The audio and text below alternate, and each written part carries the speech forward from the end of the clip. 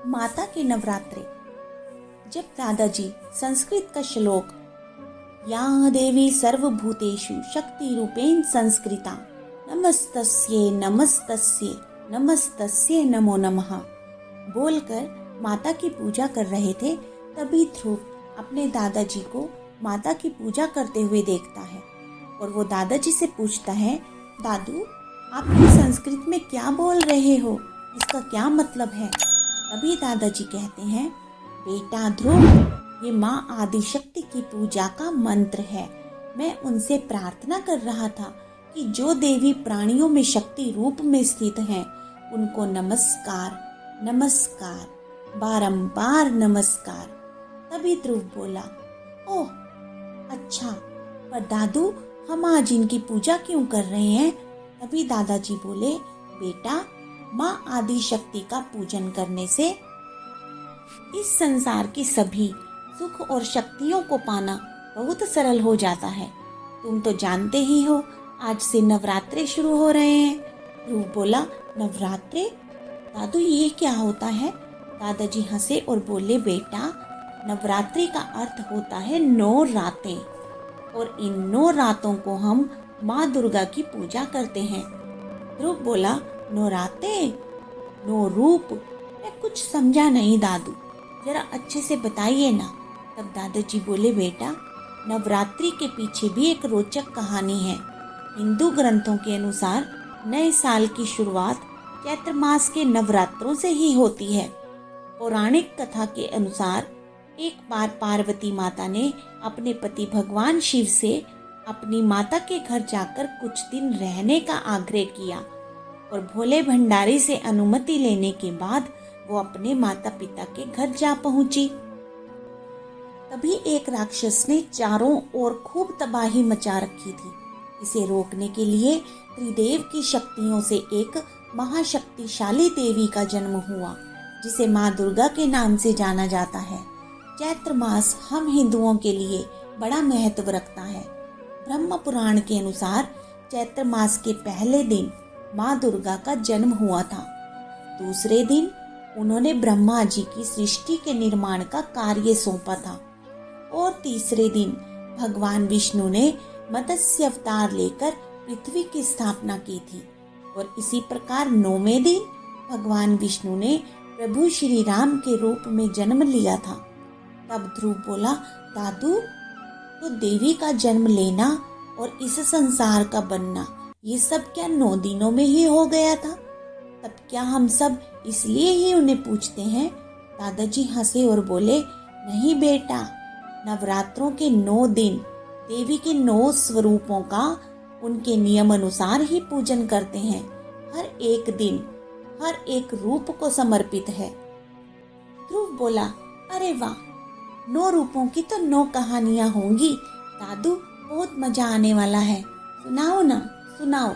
दादाजी हंसे और बोले, तो बेटा पहले रूप का नाम है शैलपुत्री। शिव पुराण के अनुसार सती के पिता प्रजापति दक्ष ने एक यज्ञ का आयोजन कराया था, पर उस यज्ञ में उन्होंने अपनी बेटी सती और दामाद शिव को नहीं बुलाया।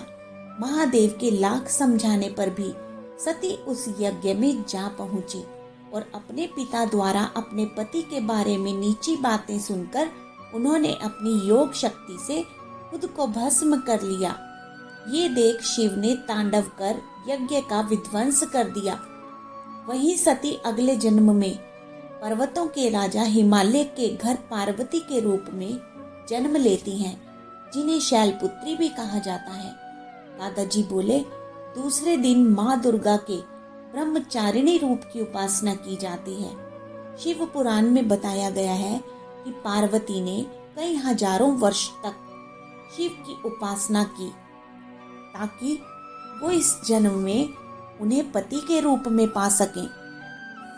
शिव पुराण में उल्लेख मिलता है कि पार्वती ने 1000 वर्ष तक केवल फल फूल खाकर बिताया और 100 वर्षों तक केवल जमीन पर रहकर शाक पर निर्वाह किया। कुछ दिनों तक कठिन उपवास रखे और खुले आकाश के नीचे वर्षा और धूप के घोर कष्ट सहे। 3000 वर्षों तक टूटे हुए सूखे बेल पत्र खाए और भगवान शिव की उपासना करती रहीं। दादाजी बोले, इसके बाद तो उन्होंने सूखे बेलपत्र खाना भी छोड़ दिया। कई वर्षों तक निर्जल और निराहार रहकर तपस्या करती रहीं।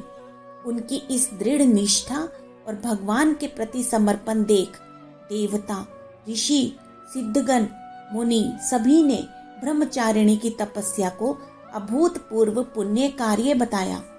तभी मुनि ने कहा, हे देवी, आज तक किसी ने भी इतनी कठिन घोर तपस्या नहीं की।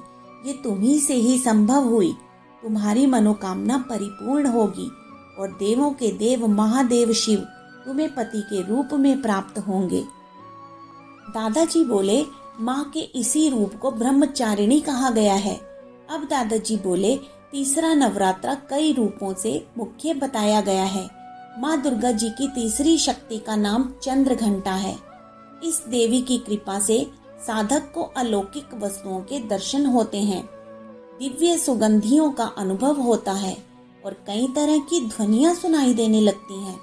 कथाओं के अनुसार इस देवी की आराधना से साधक में वीरता और निर्भयता के साथ साथ सौम्यता और विनम्रता का विकास होता है। तभी ध्रुव बोला, दादू, मुझे नहीं पता था कि माँ दुर्गा के इतने सारे रूप भी हो सकते हैं और वो भी इतने शक्तिशाली।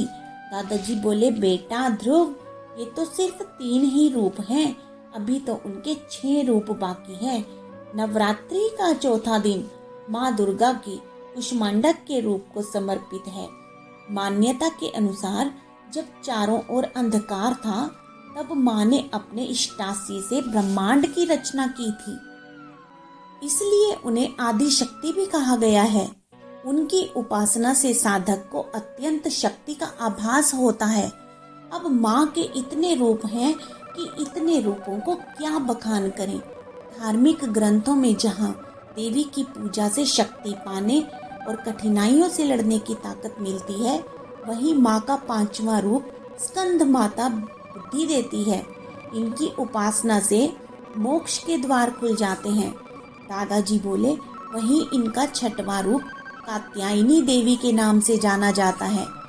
उन्हें ज्ञान की देवी भी कहा जाता है और उनकी उपासना से साधक को सभी प्रकार के धर्म, कर्म, मोक्ष सभी की प्राप्ति होना तय है।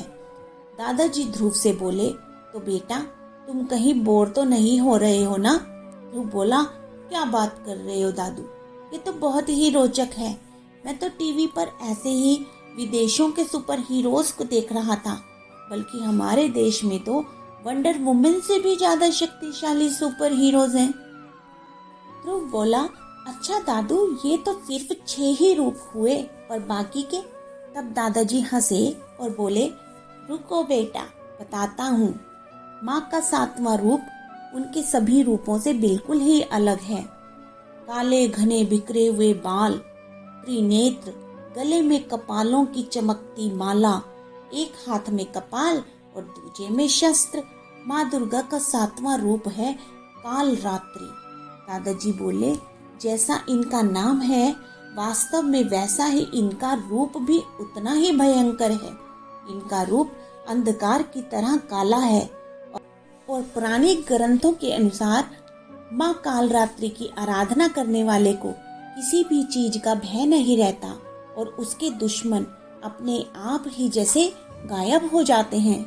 माँ का 8वां रूप है महागौरी, जो माता पार्वती को शिव को पाने के बाद मिला।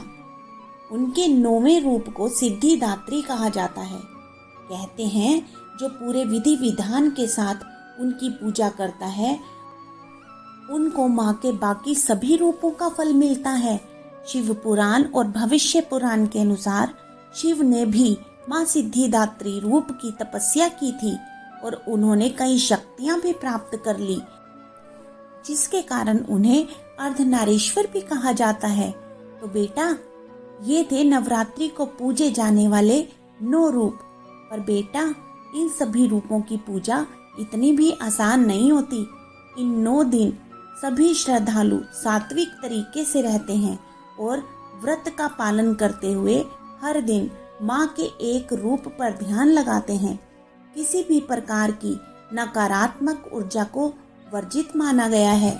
इन 9 दिनों में ब्रह्मांड में ऐसी शक्ति का संचार होता है जो हर प्रकार से साधक को परिपूर्ण कर देती है और उसके लिए किसी भी प्रकार की कठिनाइयां नहीं रहती। तब ध्रुव बोला, अरे वाह दादू, हमारी माँ दुर्गा तो सुपर हीरो हैं। तभी दादाजी बोले, सुपर हीरो नहीं, सभी सुपर हीरोज की माँ हैं।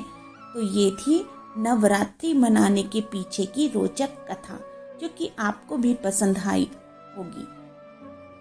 जय श्री कृष्ण, जय श्री राधे।